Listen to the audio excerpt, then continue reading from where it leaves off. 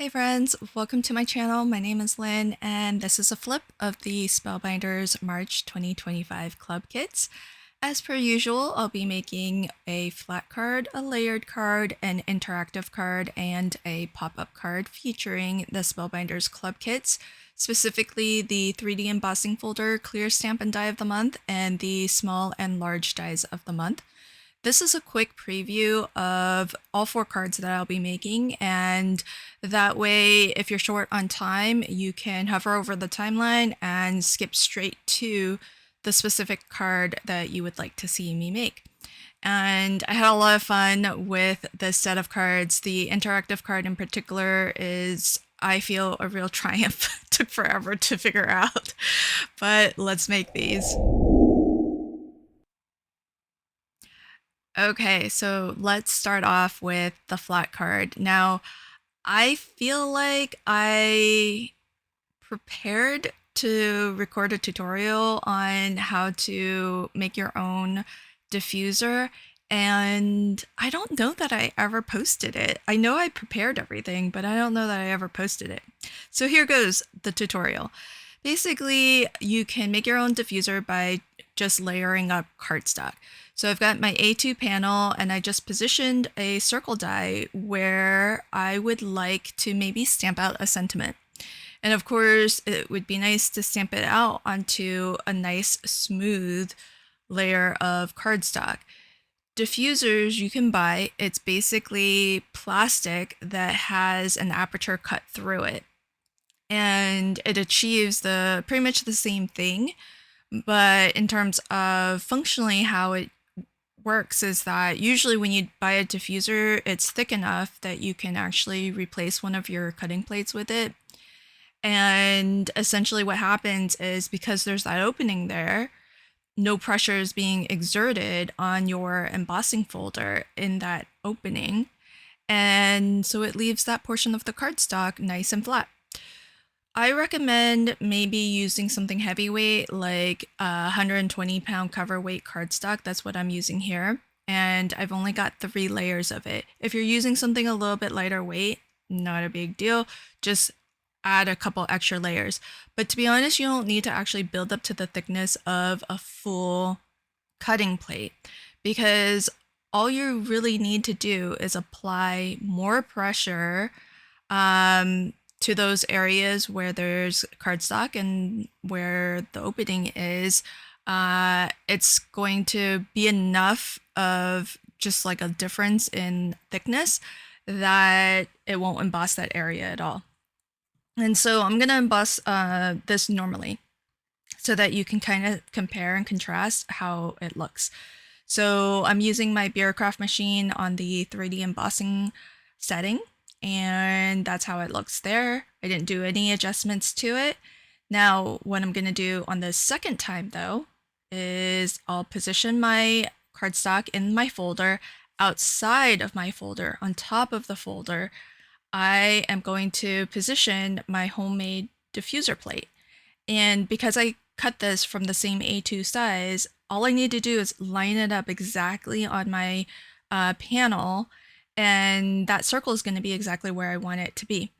And it means that everywhere outside of the circle will get extra pressure because of that extra couple layers of cardstock.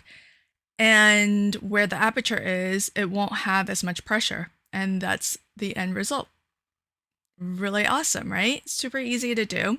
Now, when I ran this through the second time, because I did add 3 extra layers of cardstock, I used the Bureaucraft to dial the settings so that it was looser. And I actually put it to, I think, something like 4.5 or so, almost all the way the loosest it can go, essentially. So that is a really easy, fast way to make your own diffuser plate. And you can use any shape you'd like. You can save that and use it again as many times as you want.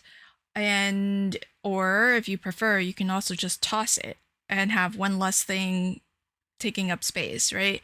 Because it is just paper after all. Or you can even use that piece on a card if you wanted. It's still perfectly good cardstock.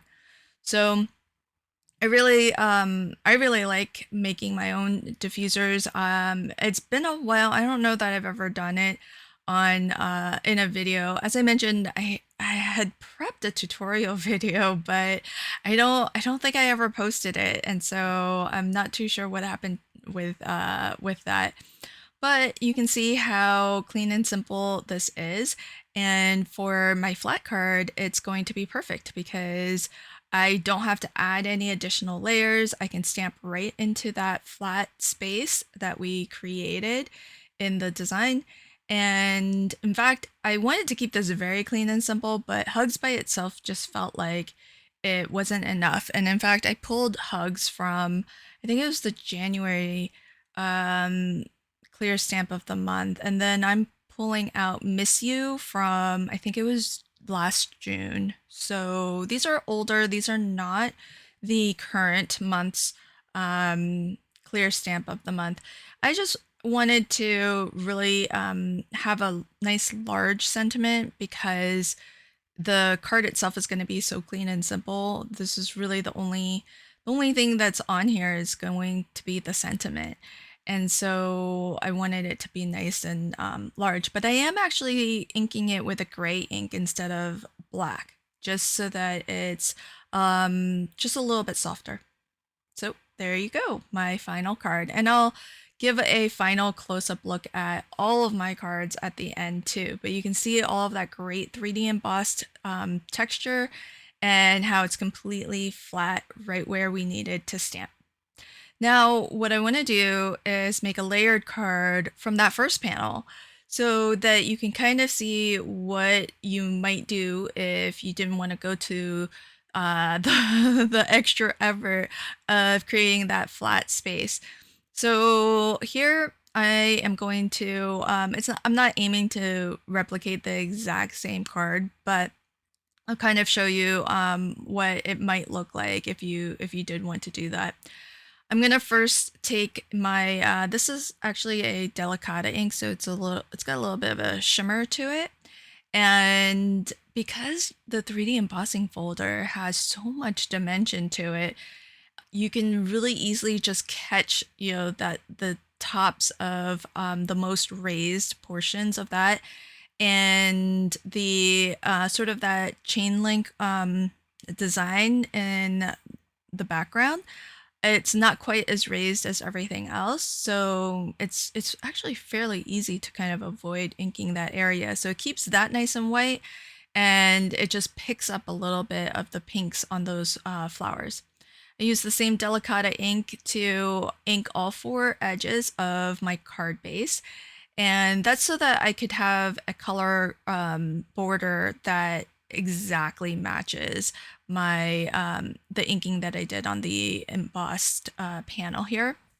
And because this is my layered card, I can add some extra dimension. So I'm going to die cut my sentiment out of a circle, basically almost replicating the same idea as the first card. So if you didn't want to actually do your own diffuser, there's so many different ways you could really approach it. You could die cut the panel and emboss it, and then inlay that same circle back in, and then you would get a very flat panel still, because it's all still one layer. You can do what I'm doing here, where I am going to just layer it as an extra layer on top of this embossed panel. So the embossed panel is just full, haven't altered it other than inking the tops of it.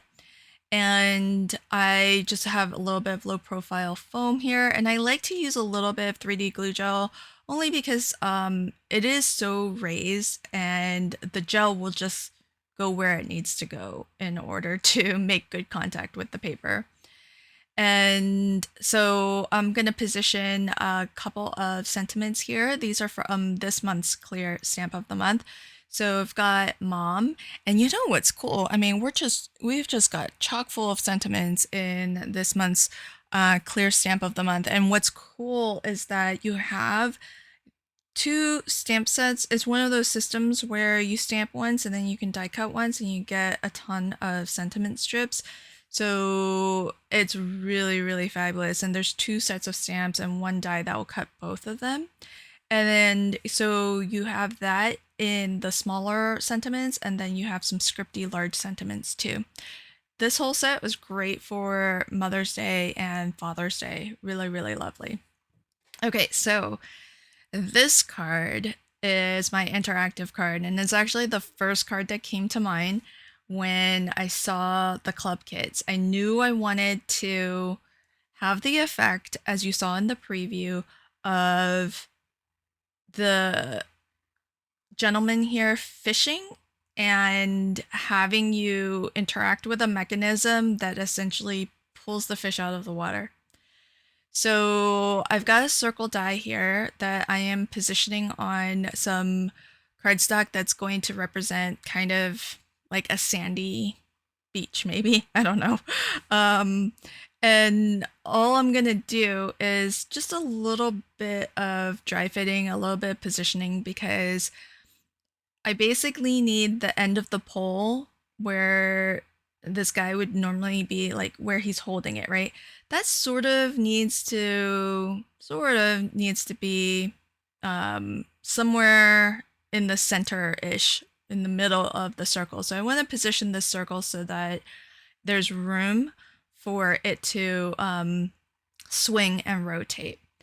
And I just need this to have just a portion of it cut, like a little semicircle. And it doesn't even have to be like an entire half of the circle. I think I'm only maybe a third of the way up. So you can see I'm going to do a partial die cut where I've only covered about a third, that bottom third of the die with the top plate. So when I run this through, kind of like, the diffuser we just made, where there's enough pressure and enough layers, then it will have the sufficient pressure to die cut through. And where there isn't enough pressure, then it won't cut. So we've got this nice slit cut through our sand here, beachy piece. And so now I need to make my mechanism. And if you are a fan of Made to Surprise or Sam Calcott, I actually think she has a die set that will do this for you if you don't want to go to the trouble. But I just like really figuring these things out on my own. And I think I saw her thing years ago. So that's where I've seen it, and I probably should have looked at her tutorial to really see how to make this, because it took me a while to figure it out. But I got there in the end. And so you could follow what I'm doing, or you could just buy her die set. All right, so I've got some heavyweight. This is like super heavyweight, basically packaging material from my Happy Planner. And it's clear acetate, which I want because that fishing rod is thin. So basically I need, you could do this with just one arm, I guess, but I'm gonna need actually 2 in order for this all to kind of fit in the space that I have available to me. So what I did was I used the Dottie tape runner to glue the fishing rod to one end of the clear acetate. And then what I need is I need these to be kind of at different angles, because when one of these acetate arms is all the way to the right, I want the fishing rod to look like it's lower, as if it's kind of in the water, that the line is more in the water. And then when I swing the bottom arm to the left, I want the fishing rod to swing to the right and pull up the fish. So you can kind of see where I'm going with this. So what I really need is this piece here, this circular disc, and a mini brad to start to hold everything together. So I cut my two plastic arms. I used my big bite to punch a 1/8 inch hole through the two pieces of clear acetate and that disc, because what we need is for these plastic arms to actually swivel, and they're going to turn. That's why we need the brad. They're going to basically rotate around the brad. But I need, because this piece needs to move, I need to attach it to something that I can glue down to my card base. And that's what this disc is. This little circle here, 3/4 inch circle. It can be a little bit larger depending on the design that you have, but this maximizes what I can use, because the only thing that's going to cover that disc is the die cut of the guy, and he's not very wide. He's about 3/4 of an inch. But basically, that white disc is what will get ultimately glued down. So here I'm going to test things out. So I've just used some temporary tape to tape down that disc, because remember, that's the thing that allows me to glue this mechanism piece to my card base. And I just want to like play around with this to see where can I position things so that I'm getting the effect that I want. And so I'm basically figuring out, okay, where's my water line when it's in the default or initial position? Can the fishing rod go low enough to hide the fish that's on the hook? And then when I swing it up, can it pull it out, clear out of the water? And so that's what I'm playing around with here, is just figuring out dry running my mechanism and just making sure that everything kind of, is gonna work, especially on the smaller size card. There's not a lot of space.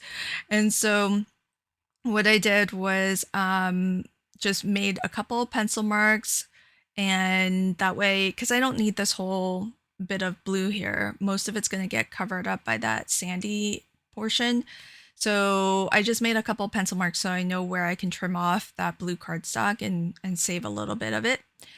And with the this mechanism arm here, I did glue the two plastic pieces together with some tape runner so that they will move together, because when you swing that bottom arm, it needs to move the top arm, which has the fishing rod attached to it. So it's two separate pieces, but they are glued together or adhered together with some dry adhesive tape. Now, exactly the angle that they get adhered together, that's really why I was moving things around so much and wiggling things around so much, was to kind of figure out what angle everything needed to be in order to actually fit in the space that I have. So now that most everything is ready to go, I am going to just do a little bit of ink blending for my background. I just want this to be a nice little sunset. Maybe this dude's just doing some evening fishing. And so I am going to ink this up. Now it looks terrible as I'm doing it, but as you saw in the final result, it's a lot less blotchy by the time I'm done.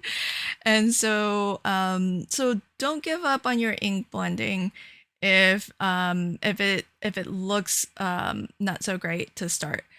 Really, the key, especially if you're using a pigment ink like I am, just add more ink. And when you have enough ink on the card, it'll blend, it'll move, and start to blend together a lot more easily.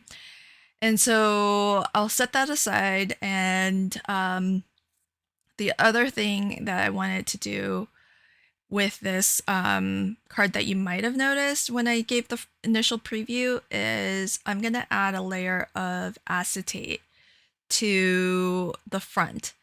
And I do remember when Sam Calcott released her, I think it's called like um, Turn and Reveal.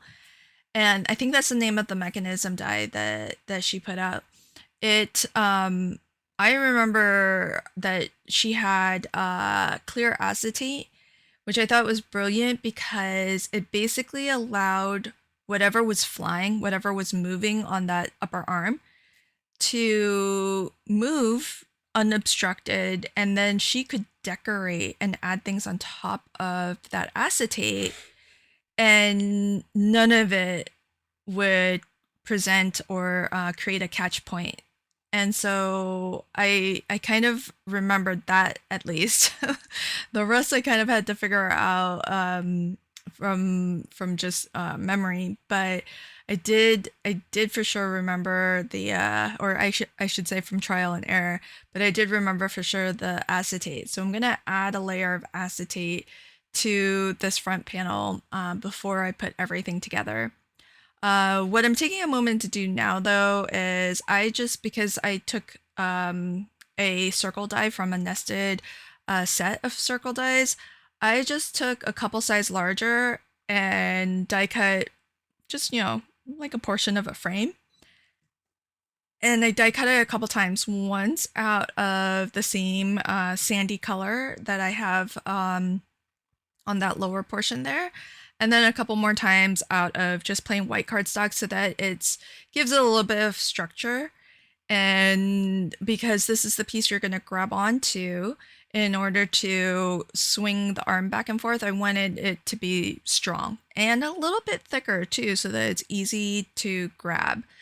And the Spellbinders action stamp set has this convenient little swooshy kind of arrow that is perfect for this particular mechanism because it basically kind of tells you, which way to move this arm. So, so you're gonna see me do a lot of this, which is just testing the mechanism, figuring out where it can safely go. And one of the things that I didn't realize initially was that I was initially thinking, oh, it's okay if the fishing rod goes above the card when you swing it because, nothing's going to obstruct it. And then I realized, oh no, I still have to put this acetate layer on. And the acetate is going to get wrapped around the top of the card front and adhered to the inside back of the card front. So basically what that means is I've definitely confined myself, and specifically that fishing rod, to having to stay inside of the A2 card the entire time. That it's either at its default position before you start swinging it or when you fully swing it upwards. So this trial and error process is probably what took the longest, is figuring out where to put all of this. And so what I as I was hitting up against the top of the card, I realized, well, I'm gonna have to position this whole thing a little bit further down. And as I'm dry fitting everything, I better get my fish on the hook here so that I know how far upwards I actually need to swing this fishing rod in order to actually see it. And what I was realizing was that my lower arm is just too long. And so where this needs to go, that white disc there, where this needs to go, it has to be kind of low on my card. And so I can't really have that lower arm be as long as it is because then it won't fit onto the card base. So what I am going to do, because just dry running this mechanism, it's hard. There's so many pieces that you gotta hold down. So I can safely adhere the bottom portion. I'm just going to put some foam behind here, making sure that I don't put foam anywhere that uh, will impede the movement of that lower arm. So now that that's actually glued in place, I have fewer things to to actually contend with that are moving. So I just cut that lower arm and I reattached it to itself with some dry adhesive tape. So you can sort of see, just figure it out. Do what you need to do to make it fit, make it work. This is kind of how I approach all of my cards. If you've ever watched a flip video of mine before, I sort of just wing it. And that's why I know I'm not giving any dimensions, but um the best thing I can say is just do a lot of this, just playing with your mechanism to see if it works. So once I feel like I've got it all in the right spot, now I can actually attach the acetate to that inside, because now everything's locked in. I don't have access to anything anymore, and I can just do the final decorating. So this dude here is going to cover that white disc, as I mentioned, so you can't even tell that it's back there. And then there are some additional little fun accessories, like a little bucket for his catch, which is empty. So, thankfully he's actually caught something, and he's got his little tackle box here. And the reason why I wanted to put the tackle box where I did is that if I didn't have it there, you could actually see the seam where the two layers of acetate overlapped. So I wanted to put something in there just to hide that little bit. Not that I think anybody would really notice, but I figure better to just cover that up. But I made sure not to put any glue where the acetate is, because I want to make sure it can definitely still operate. And boy, I had a lot of internal debate as to whether to put a sentiment onto this card front because I didn't want to stamp anything at this point. It's a little late in the it's a little late in the game to be stamping, but there's actually a really nice sentiment from the clear stamp and die of the month. Enjoy your day to the fullest, which I really like because he's still out there at sunset doing his fishing thing. So that was my interactive card, and my last card will be a pop-up card. My pop-up card is featuring the large die of the month, and I have a black card base. I don't think I've done this very often, but I am going for a lot of contrast between the inside of the card and the outside of the card. So this set of dies here is part of the large die of the month, which I really like. It's a nice little frame. And the embossing folder I use, though, that's actually an older embossing folder. I just wanted something nice and basic. And so I went with that. I didn't want anything floral, so that's kind of why I didn't use the this month's folder.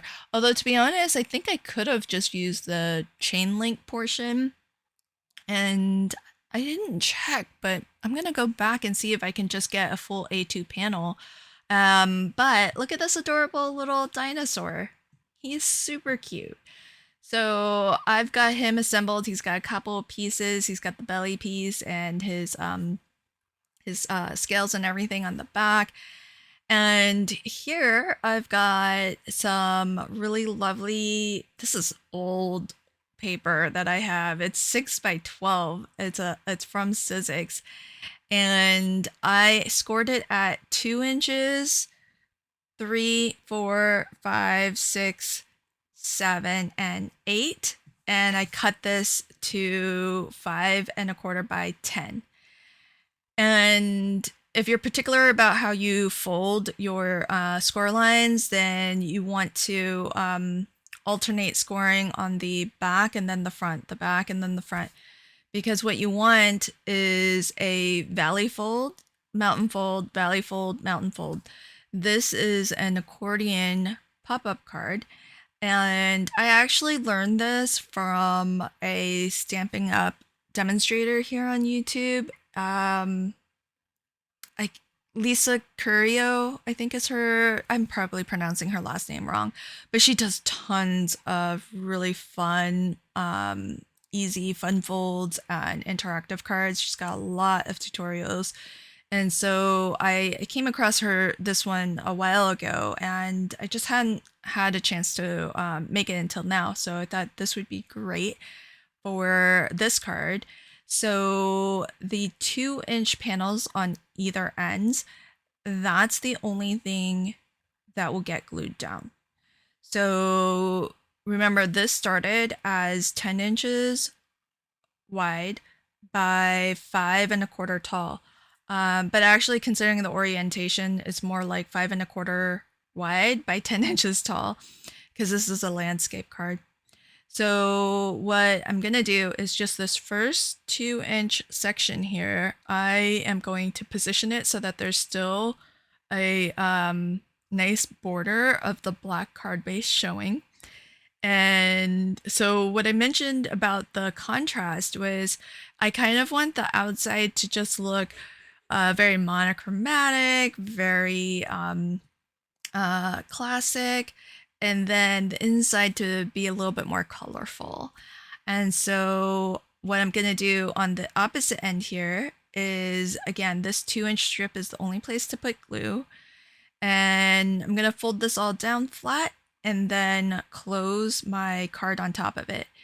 Now, if you're worried that you haven't folded really precisely, you can also just try to position that 2-inch panel on the opposite end so that you have that same border all the way around.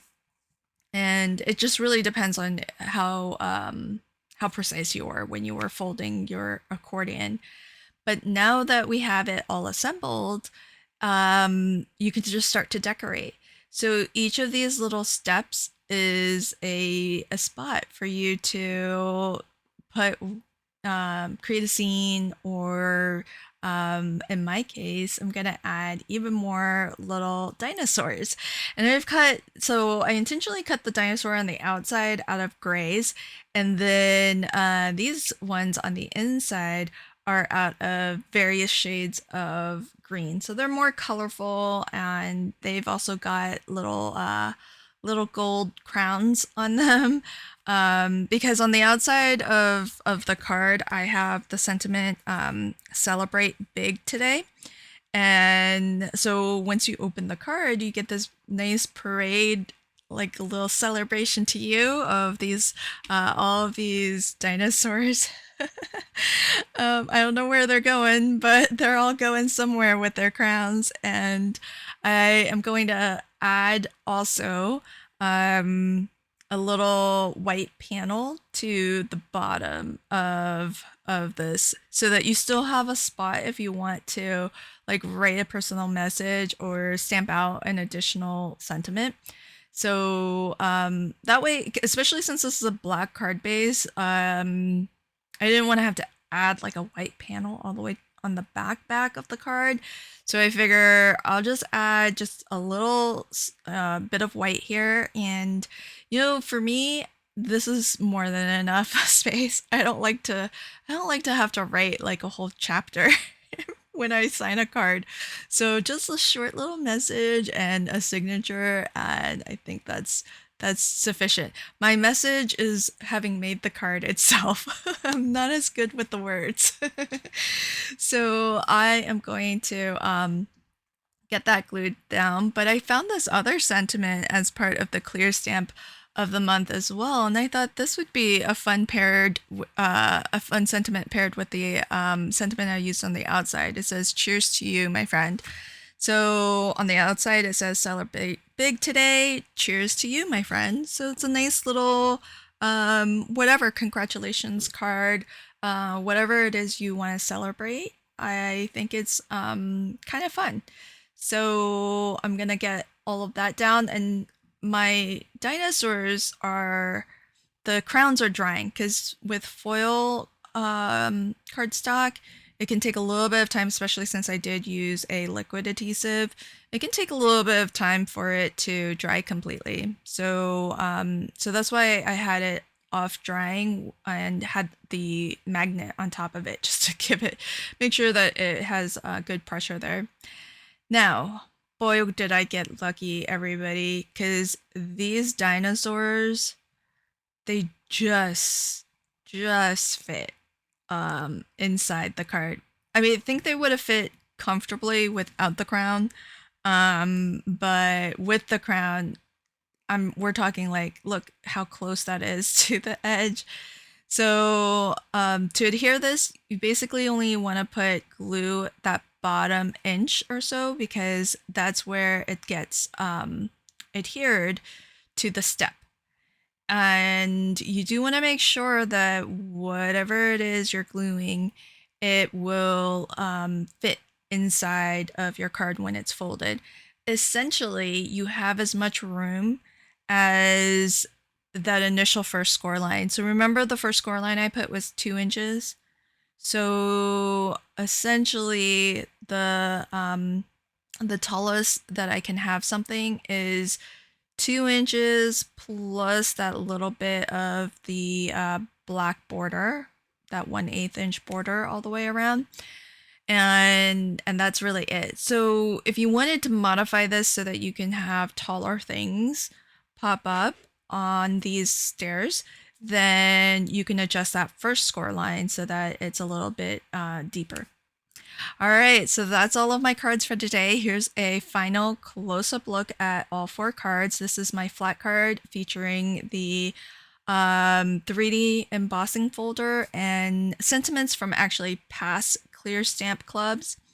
This is my layered card, which features the same embossing folder with the clear stamp and die of the month from this month. It's got a ton of sentiments. It's all sentiments, and it's great for like all sorts of things family related, and family that's, younger and older than you, because there's some for like grandmothers, parents, and then, sons and daughters. Really, really fabulous. This is my interactive card. It features the small die of the month, and I'm super happy about how this one turned out. Really, I'm keeping this card for myself. It's just one of those cards that I had a lot of fun making, and just felt like a real triumph when I finally got it to work. So that is my interactive card featuring the small die of the month, and the sentiment is also from the clear stamp of the month this month.